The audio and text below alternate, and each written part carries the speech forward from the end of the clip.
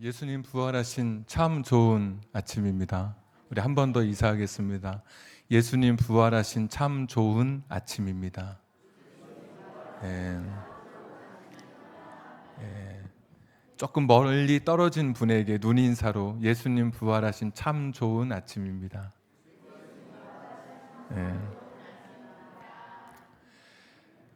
예, 부활은 예수님의 죽음이 헛되지 않았다는 것을 보여주는 증거입니다. 부활은 예수님의 복음이 가짜가 아니라는 것을 보여주는 증거입니다.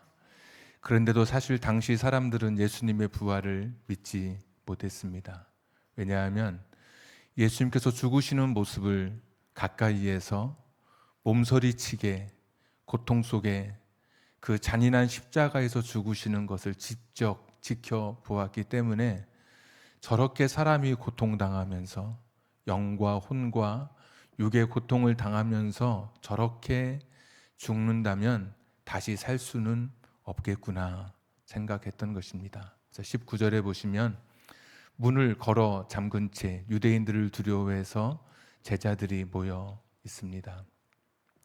어린아이들이 부모밖에 없다가 조금 더 크게 되면 아이들이 친구들과 함께 지나게 됩니다. 그러니까 소위 또래 집단이라고 하는데 사람이 독립하는 것이 본성인데 부모 곁에 있다가 부모의 보살핌 속에 있다가 나도 모르게 독립하려고 하는 본성을 따라 홀로서기를 하는데 두렵기 때문에 같이 홀로서기 하는 친구들과 함께 지나게 돼서 친구들과 몰려다니게 되죠.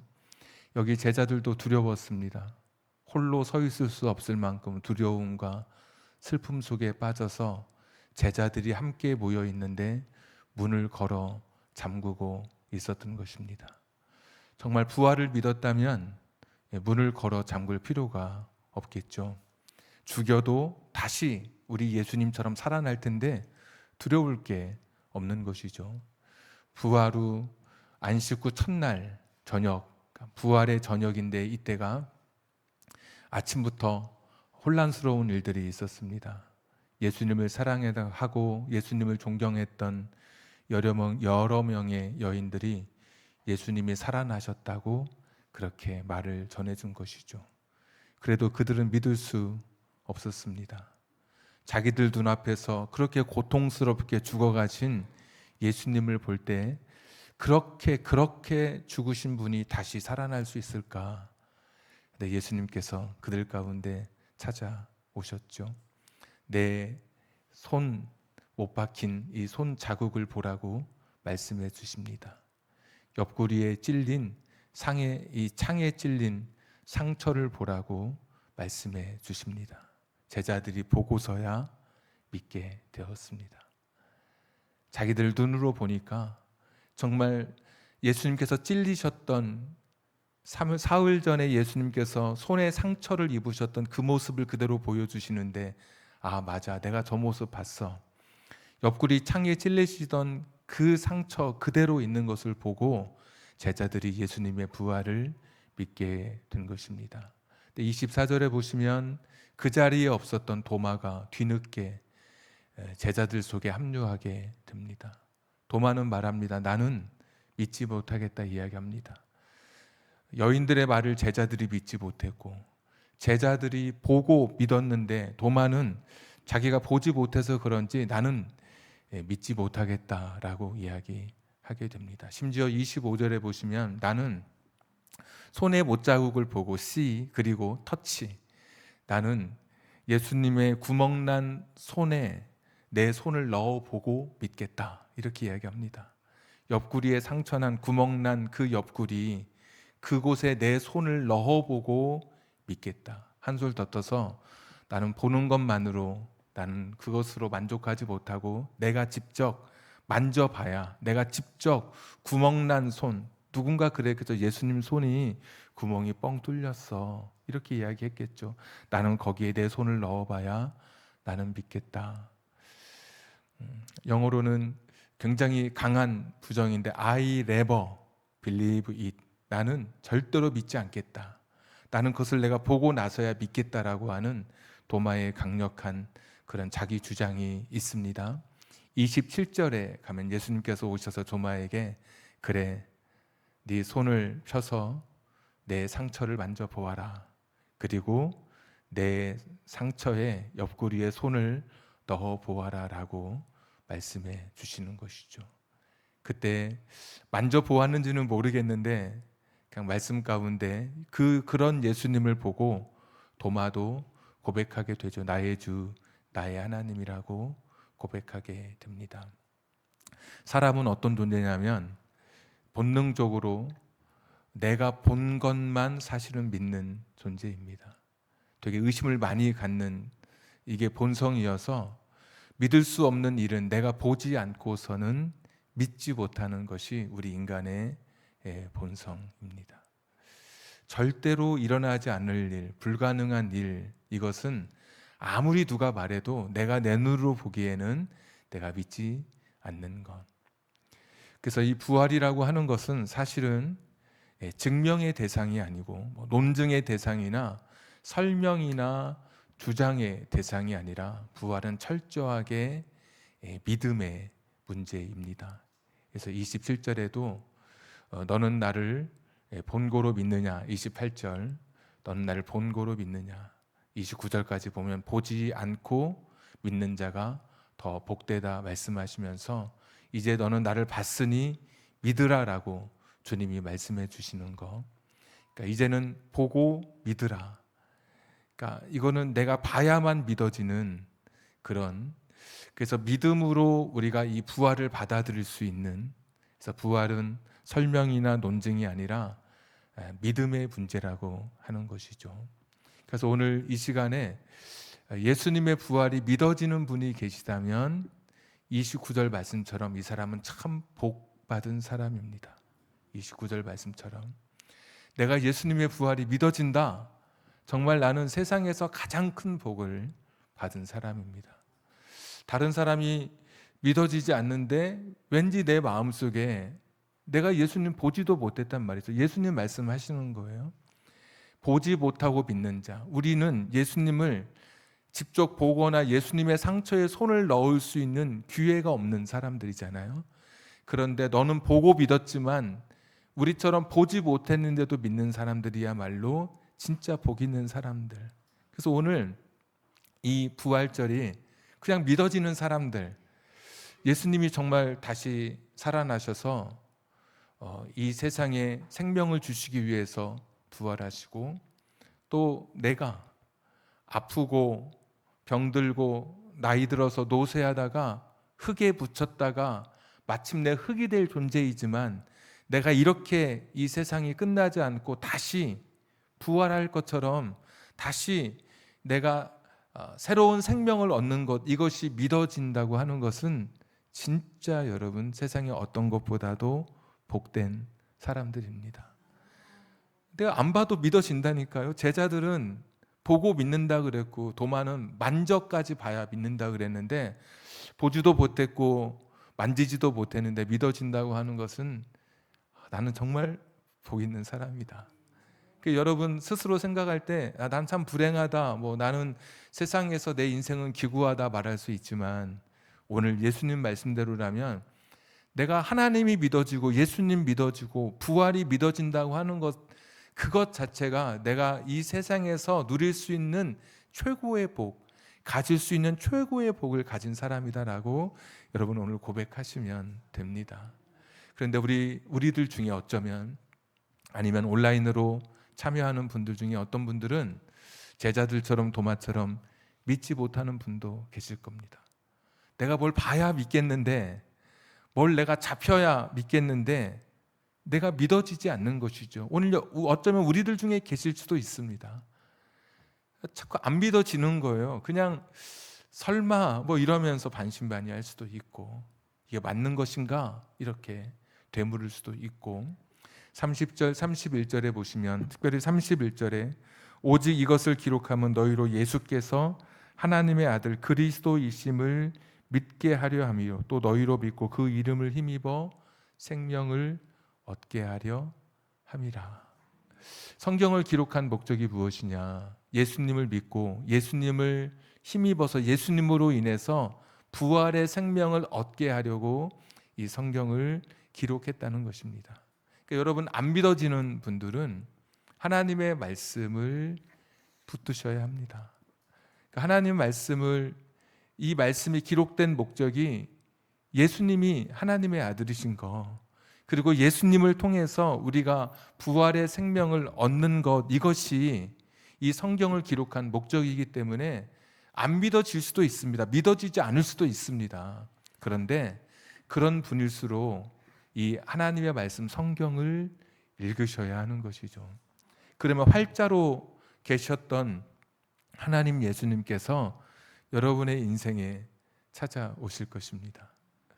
내가 성경을 붙드는 그 순간에 하나님께서 여러분을 붙드셔서 부활의 주님, 죽음을 이기시고 다시 사신 그 예수님으로 비롯한 그 영원한 생명으로 저와 여러분을 초대해 주실 것입니다. 철저하게 부활은 믿음에 관한 문제이고, 부활은 이 세상에서 증명되지 않고 철저하게 믿음의 대상인데, 오늘 이 믿음을 가지고 있다면 너무 행복하고 가장 내가 세상에서 부유한 사람이고, 내가 이 믿음을 아직 갖지 못하고 있다면, 솔직하게 내 자신에게 물었을 때 믿어지지 않는다면 나는 하나님 말씀을 붙들어야 하는 것이죠. 하나님은 우리가 자기를 찾는 자들에게 우리보다 더 하나님은 자기 자신을 우리에게 드러내시기를 원하시는 그런 분이십니다. 천지를 창조하시고 우리를 위해서 죽으신 그분께서는, 우리 주님께서는 당신을 구하는 자들에게 눈높이를 낮추어서 허리를 숙여서라도 우리에게 당신의 모습을 보여주시는 그런 분이십니다. 하나님을 찾기를 원하고 예수님의 부활을 믿기를 원하고 그분이 누구인지 내 진심으로 그분 앞에 겸손히 무릎 꿇고 이 손을 펴서, 성경을 펴서 이 성경을 읽어가기 시작할 때 내 안에 생각하지 못했던 믿음이 생겨나고 전에 경험하지 못했던 은혜가 내 안에 몰려오게 될 것입니다. 그래서 오늘 이 부활절에 내가 정말 내 안에 이 부활의 소망이 있다면 나는 그것만으로 이 아침 너무 감사하고 행복한 것이고, 정말 행복하지 않습니까? 막 죽어가는 사람이, 힘들게 투병하던 그 사람이 완치 판정을 받을 때 정말 세상을 다 가진 것처럼 그렇게 이루고 싶었던 일들이 탁 이루어질 때 그 행복감, 전쟁의 포탄 막 날아다녀서 언제 생명을 잃을지 모르는 두려움 속에 살다가 종전이 선언되는 그때 정말 하늘을 날 것 같은 그런 기쁨이 우리 가운데 있지 않습니까?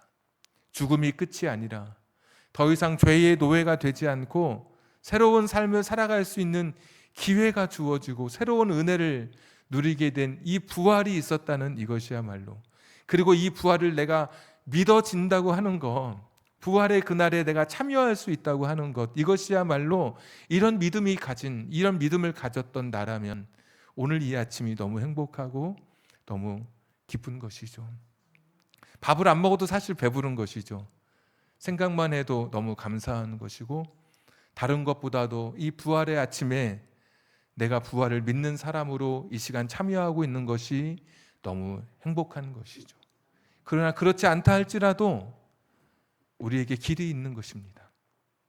하나님의 말씀, 내 아내가 들고 다니는 그 성경을, 집안 어디인가에 그냥 놓여져 있는 그 성경을 내 삶이 공고하고 외로울 때, 한번 좀 펴보고 싶을 때 조용히 그 작은 불빛 아래서 그 성경을 펼 때 그 가운데 주님이 우리 인생 속에 찾아오시는 것이죠.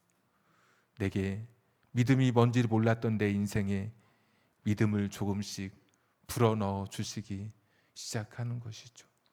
내 문을 조금만 열면 그 문 사이로 우리 주님께서 찾아오셔서 우리 인생에 동행해 주시는 것이죠. 온라인이든 이 자리에서든 부활, 예수님, 하나님, 그분의 죽으심과 다시 사심에 대한 확신과 믿음이 없다면 하나님의 말씀을 통해서 여러분에게 이 확신이, 이 믿음의 부활에 대한 믿음이 더 공고해지기를 주님의 이름으로 권면드립니다. 우리 부활의 날에 건강한 몸으로, 강한 몸으로 다시 살아나게 됩니다. 썩지 않는 몸으로 다시 살게 되고, 영광스러운 몸으로 다시 살게 되고, 더는 아파서 병원 신세를 지지 않아도 되는, 다시는 약하지 않은 강한 몸으로, 육체의 몸이 아니라 신령한 몸으로 우리가 다시 살아나게 될 것입니다. 비행기 타고 가다가 내 온 몸이 산화가 된다 할지라도, 커다란 화마 속에 내 육체가 전소된다 할지라도, 거센 물결 속에 내 시신을 찾을 수 없을 만큼 실종된 상태라 할지라도 부활의 날에 온전한 몸으로, 육체를 가진 몸으로 다시 살아나게 될 것입니다. 사랑했던 사람을 다시 만날 수 있는 그날, 투병하느라고 힘들고 지쳤던 그런 모습이 아니라 밝은 모습으로 나를 맞이하게 될 저 천국의 시계탑 앞에서 다시 만날 그 소망, 건강하고 밝고 아름다운 모습으로 우리 다시 만나게 될 것입니다. 부활의 날, 지금은 5개의 감각을 가지고 있지만 천국에 가면 켈빈의 이야기처럼 1000개의 감각이 살아나는 그곳, 한 가지 감각만 줄어들어도 시각이 없거나 청각이 우리에게 정상적이지 않을 때 우리는 많은 불편함을 겪게 되죠. 삶이 좀 단조로워지게 되죠. 근데 천국에는 우리가 이 땅에서 누리지 못했던 1000개의 감각이 살아나서 더 많은 것을 보고 느끼고 더 좋은 것을 우리가 누릴 수 있는 곳이 바로 천국인데, 부활의 날 우리가 그런 몸으로 다시 살아나게 될 것입니다. 그때 주님은 어떤 모습이실까요? 계시록 5장 6절 말씀 한번 우리 같이 한번 읽도록 하겠습니다. 우리 계시록 5장 6절 시작. 장로가 장로들 사이에 한 어린 양이 서 있는데 일찍이 죽임을 당한 것 같더라. 그에게 7뿔과 7눈이 있으니 이 눈들은 온 땅에 보내심을 받은 하나님의 7영이더라. 5장 9절 시작. 그들이 새 노래를 불러 이르되 두루마리를 가지시고 그 임봉을 떼기에 합당하시도다.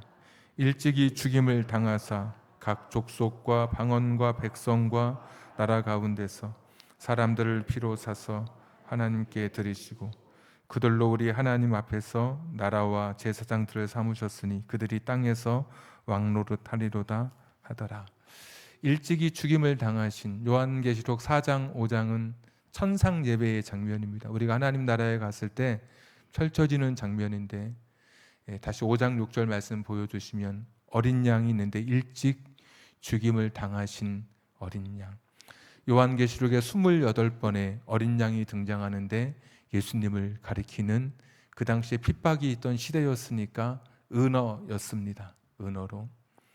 근데 일찍이 죽임을 당했다, 수동태로 쓰여져 있습니다. 외부의 물리적인 힘에 의해서 죽임을 당한 상태, 그리고 완료형으로 쓰여져 있습니다. 과거의 한 시점에 죽어진 그 상태. 그리고 죽임이라고 하는 이 단어의 뜻은 도살당하다, 훼손, 그러니까 이 훼손된 상처가 심하다라는 그런 뜻을 가지고 있습니다. 우리가 부활의 날 건강한 몸, 영광스러운 몸, 더는 아프지 않아도 되는 그런 완전한 몸, 신령한 몸, 썩지 않는 몸으로 부활할 때 우리가 주님을 만나게 되는 그 천국에서 예수님은 어떤 모습인가? 일찍이 죽임을 당하신 그 모습으로 저와 여러분을 만나 주실 것입니다. 그분의 손을 보면 손에 못자국이 나 있는 상태로, 그분의 옆구리를 보면 옆구리에 뻥 뚫린, 창으로 찔린 그 모습으로 부활의 날 저와 여러분을 만나 주실 것입니다. 도마에게 그랬잖아요. 믿지 못하던 도마에게, 자, 나 맞지? 내가 너를 위해서 죽었잖아. 너희들 위해서. 죽었던 내가 다시 살아났다. 너 손 넣어봐라. 우리가 천국에 갔을 때 주님께서 뚫린 손과 상처난 옆구리를 보여주시면서 저와 여러분에게 말씀해 주실 거예요. 봐, 내가 너를 위해서 죽었다니까. 너 그때 믿을까 말까 고민했었지. 근데 너 믿기를 잘했지. 봐, 내가 너를 위해서 죽었던 내가 다시 부활했다니까. 오늘 2025년의 부활절에 네가 가졌던 신앙 고백이 틀리지 않았잖아. 자, 내가 부활했단다.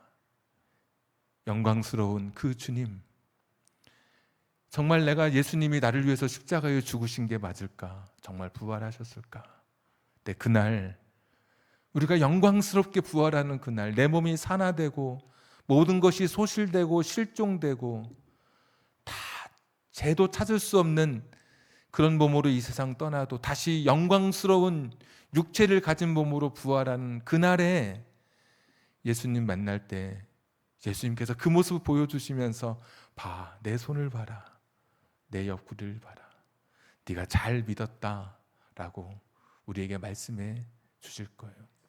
도마에게 예수님 보여주셨던 심정처럼 우리에게 자 봐, 나 맞지? 오늘 도마가 28절에 나의 주 나의 하나님이라고 예수님을 향해서 고백합니다.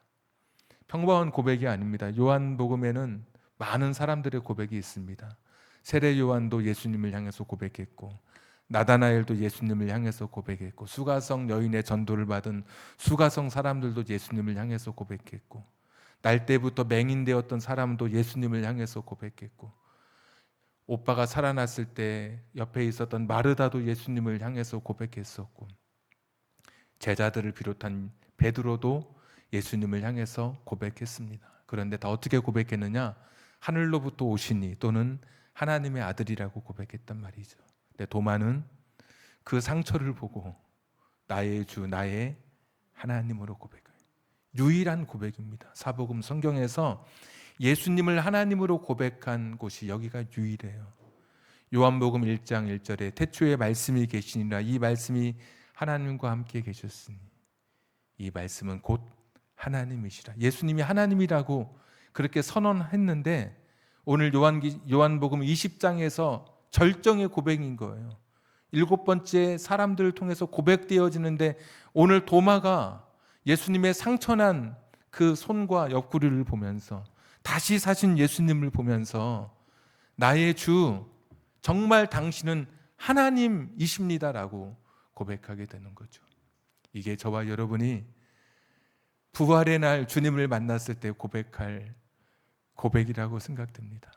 주님 보고 싶었습니다. 정말 나의 주님이 되시고 정말 나의 하나님이 되시고 예수님 당신이야말로 내 인생의 전부였습니다.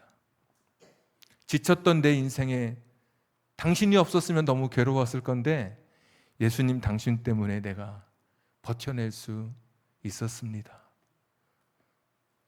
부활의 날 나를 향하신 그 예수님의 상처난 손과 옆구리를 보면서 도마처럼 나도 그 영광스러운 고백, 나의 주, 나의 하나님으로 고백하게 될 텐데 그 고백이 오늘 이 시간에 저와 여러분의 고백이 되기를 축복합니다.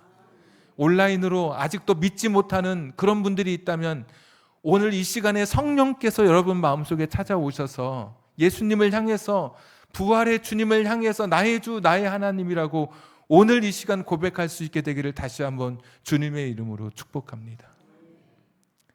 오늘 예수님은 닫혀진 곳에 찾아오셨습니다. 19절에 보시면 문이 닫혀져 있었습니다. 26절에 보시면 여전히 여드레가 지나는데 8일이 지났는데도 문을 닫고 있었습니다. 그런데 예수님께서 부활의 예수님께서 그 문을 뚫고 제자들 가운데 찾아오셨죠. 제자들은 두렵기도 했고 슬프기도 했고 혼란스러웠습니다.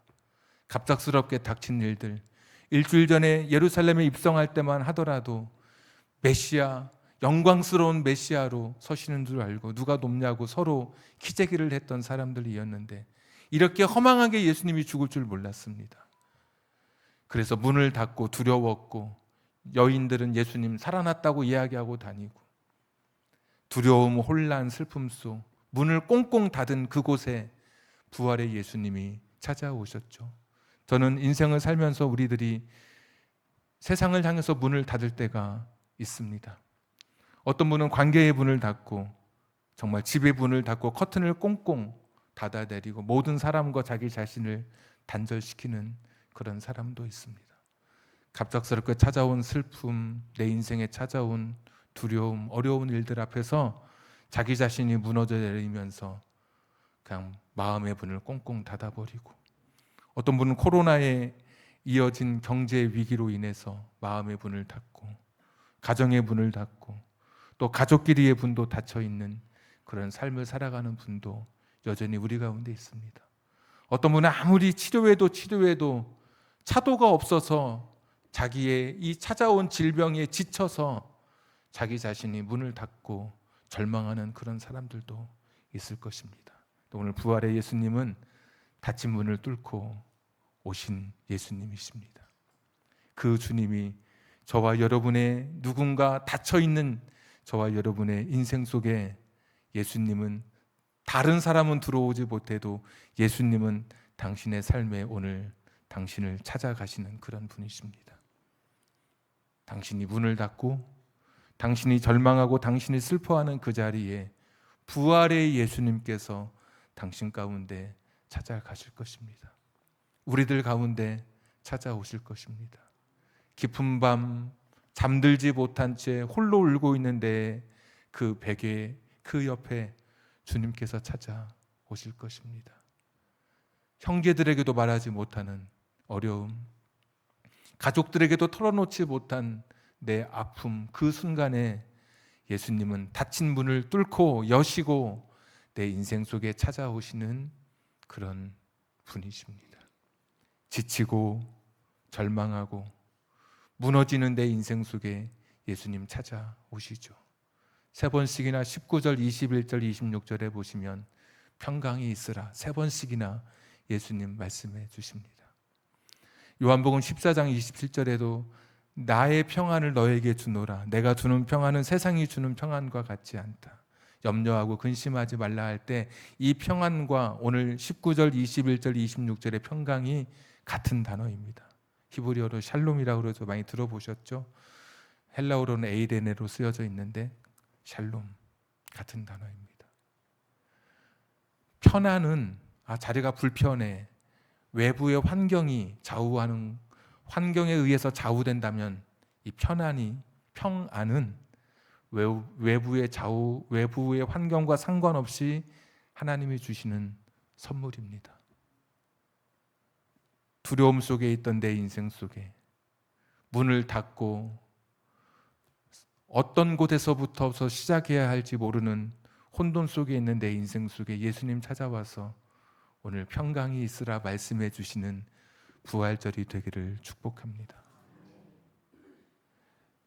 샬롬의 원래 뜻은 인사이기도 하고 이런 의미도 있습니다. 네가 잘 됐으면 좋겠다. 네가 내 안에서 모든 일이 완전하게 되었으면 좋겠다. 샬롬의 그런 뜻이 있습니다. 예수님 찾아오셔서 말씀해 주시는 것이죠. 벌벌벌 떨고 있는 인생, 두렵고 눈물 나고 고통스러운 삶의 자리에 있는 사람들에게, 그래서 문을 열지도 못한 채 문을 꽁꽁 걸어 잠그고 창문에 커튼을 다 내리고 단절하고 스스로 고립되어 있고 절망하고 있는 그곳을 뚫고 예수님, 부활의 예수님이 찾아오셔서 평강이 있으라 말씀해 주시는 것이죠. 오늘 이 부활의, 이 주님께서 부활하신 이 기쁜 날, 저는 여러분을 축복하고 싶습니다.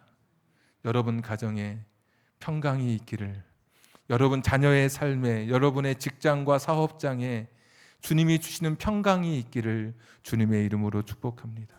주님 안에서 모든 것이 해결되어지고 모든 것이 원만하게 이루어지기를 주님의 이름으로 축복합니다. 어두운 곳에 찬란히 비치는 부활의 햇살이 여러분 가정과 여러분 자녀의 삶과 여러분의 인생 속에 펼쳐지기를 주님의 이름으로 축복합니다. 살아계신 주님이 여러분과 동행하시는 이 부활절 되기를 다시 한번 주님의 이름으로 축복합니다. 우리 찬송 부르고 같이 기도하겠습니다.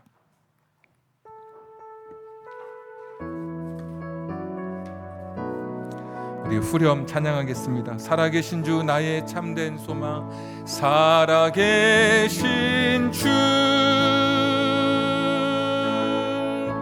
나의 참된 소망,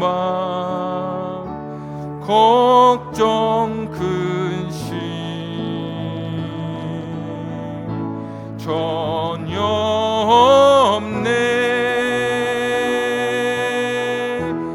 사랑의 주네 갈 길 인도하니 내 모든 삶의 기쁨 늘 충만.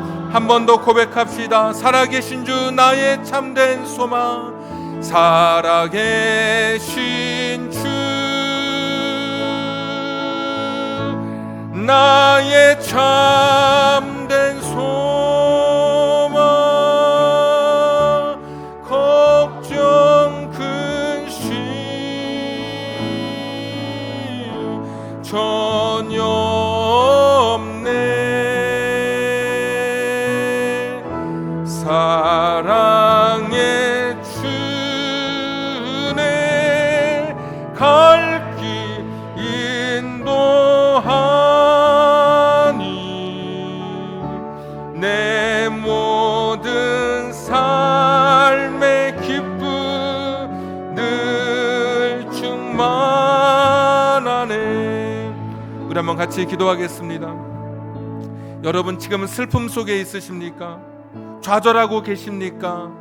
여러분의 삶이 혼돈하십니까? 두려우십니까? 절망 속에 계셔서 여러분의 인생의 문을 다 닫아 버리셨습니까? 인간관계의 문을 닫고 많은 사람들과의 교제의 문을 닫고 어떤 분은 집의 문을 닫고 신앙의 문을 닫고 관계의 문을 닫는 고통스럽고 힘든 시간 속에 있으십니까? 그런 곳에 예수님께서 닫힌 문을 뚫고 찾아오셨습니다. 만질 수 있는 몸이었지만 벽을 통과할 수 있는 한계가 없으신 부활의 주님께서 그들의 인생 속에 찾아오신 것입니다. 살아계신 주님, 우리가 다시 만날 때 영광스러운 몸으로 죽었다 다시 살아나신 그 몸을 우리에게 보여주실 그 부활의 주님께서 오늘 우리의 가정 속에, 인생 속에, 삶 속에, 자녀들의 시간 속에, 내 사업장과 직장 속에 찾아오시기를 간절히 기도하십시오. 주께서 뚜벅뚜벅 막힌 문을 뚫고 통과하여 찾아오실 것입니다. 그래서 여러분의 자리가 평강으로 가득 차기를, 부활의 은총이, 부활 아침에 찬란한 햇살이 당신의 삶에 비춰지기를 다시 한번 축복합니다. 주여 내 인생을 비춰주시옵소서. 내 인생을 평강으로 채워주시옵소서. 내 삶을 부활의 은총으로 가득 채워주시옵소서. 우리 한 2분 정도 같이 한번 기도하겠습니다. 전능하시고 자비로우신 아버지 하나님이시여, 하나님 오늘도 주신 말씀을 기억하며 나아갑니다. 여호와 자비로우신 아버지 하나님, 지치고 절망스럽고 나약하고 넘어질 때마다 주님을 붙들게 하여 주시옵소서. 영광스러운 주님을 붙들게 하여 주시옵소서. 주님과 함께 살아가는 우리의 인생들 되게 하여 주시기를 간절히 빌고 원합니다. 지쳐 있습니까? 절망하고 있습니까? 나약합니까? 주님으로 인하여 다시 힘을 얻게 하여 주시옵소서. 한계가 있는 몸이 아니라 한계 없는 몸으로 우리 인생을 찾아오시는 부활하신 전능하신 주님을 맞아들일 수 있도록 도와주시기를 간절히 빌고 원합니다. 하나님 아버지, 내 인생 속에 주님께서 나와 함께 하시는 그 은혜를 기억하며 살게 하여 주시옵소서. 여호와 자비로우신 아버지 하나님, 부활의 은총이 내 삶에 비춰지게 하여 주시옵소서. 슬픔, 좌절, 혼돈, 두려움, 절망의 자리에 뚫고 찾아오시게 하여 주시옵소서. 내 자리가 평강으로 가득 차게 해 주시옵소서. 부활의 은총이 부활 아침에 찬란한 햇살이 비춰지게 해 주시옵소서. 평강에 있으라, 이 말씀이 내 삶에 이루어지게 하여 주시옵소서. 환경을 넘어서는 평강, 환경을 초월한 평강이 내 삶에 임하게 해 주시옵소서. 임하게 해 주시옵소서. 주 하나님 독생자 예수 날 위하여 오시었네. 내 모든 죄 다 사시고 죽음에서 부활하신 나의 구세주 살아계신 주 나의 참된 소망 걱정 근심 전혀 없네. 사랑의 주네 갈 길 인도하니 내 모든 삶의 기쁨 늘 충만 주 안에서 거듭난 생명 주 안에서 거듭난 새 도우시는 주의 사랑 도우시는 주의 사랑 참 기쁨과 확신과 예수님의 도우심을 믿으며 살리 부활하셔서 살아계신 주 나의 참된 소망 걱정 근심 전혀 없네. 사랑의 주네 갈 길 인도하니 내 모든 삶의 기쁨 늘 우리 후렴만 한 번 더 고백하겠습니다. 살아계신 주 나의 참된 소망 살아계신 나의 믿음의 고백으로 우리 찬송하겠습니다. 신앙의 고백으로 나의 참된 소망 걱정 근심 전혀 없네. 사랑의 주네 갈 길 인도하니 내 모든 삶의 기쁨 늘 나의 신앙 고백으로 도마와 같은 나의 고백을 담아서 살아계신 주 나의 참된 살아계신 주 나의 참된 썩지 않는 몸으로 영원한 몸으로 부활할 때 우리를 기다리시는 주님을 만나게 될 것입니다.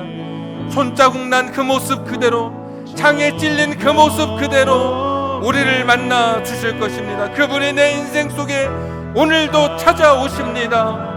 그분이 내 인생을 붙들어 주십니다. 평강 있으라 말씀해 주십니다. 하니 내 모든 삶의 기쁨 늘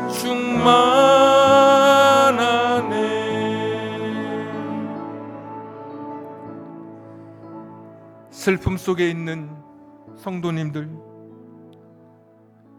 좌절과 혼돈과 두려움과 절망의 자리에 내가 있다면 부활하신 주님을 맞아들일 수 있는 2025년의 부활절이 되도록 하나님 우리에게 은총을 내려 주시옵소서. 부활이 믿어지게 된 것, 세상에서 얻을 수 있는 가장 큰 복인 것을 고백합니다. 아직 부활이 믿어지지 않고 있다면 내가 하나님 말씀을 붙들 때 나를 붙들어 주시는 주님께서 내 안에 부활의 소망과 믿음을 더하여 주시기를 간절히 빌고 원하옵나이다. 그래서 부활이 확신되어지고 부활이 현실이 될 수 있는 우리들의 신앙이 되게 해 주옵소서. 여전히 문을 닫아 걸고 혼돈과 고통 속에 몸부림치는 우리 성도님들 있습니까? 만질 수 있는 몸이면서도 벽을 투과할 수 있는 신령한 몸으로 부활하신, 인간의 한계에 매이지 않는 전능하신 부활의 주님께서 닫힌 문을 열고 우리의 삶 속에 찾아와 주시옵소서. 절망과 슬픔의 자리에 평강을 선언하여 주시옵소서. 평강이 있으라. 환경에 좌우되지 않는, 환경을 초월하는 주님이 주시는 평강으로 가득한 우리의 인생이 되게 해 주시옵소서. 부활의 은총, 부활 아침의 찬란한 햇살이 내 삶 구석구석 비춰지게 하시고, 내 자녀들의 삶에 비춰지게 하시고, 직장과 사업장과 인간관계 속에 부활의 그 찬란한 햇살이 비춰지게 해 주옵소서. 이제는 우리 구주 예수 그리스도의 은혜와 하나님 아버지의 극진하신 사랑하심과 성령님 감동 감화 내주 충만하심이 이 부활의 아침, 부활의 은총을 가슴에 품고 부활의 햇살을 누리며 내 마음에 부활의 주님이 주시는 평강으로 가득한 채 이 세상 어떤 어두움, 슬픔, 혼란 속에서도 담대하게 살기를 결단하는 우리 사랑하는 성도님들 머리 위에 저들의 가정과 직장과 사업장과 환경과 인생의 꿈, 선물로 주신 자녀들 머리 위에 지금부터 영원토록 함께 하시기를 간절히 축원하옵나이다. 아멘.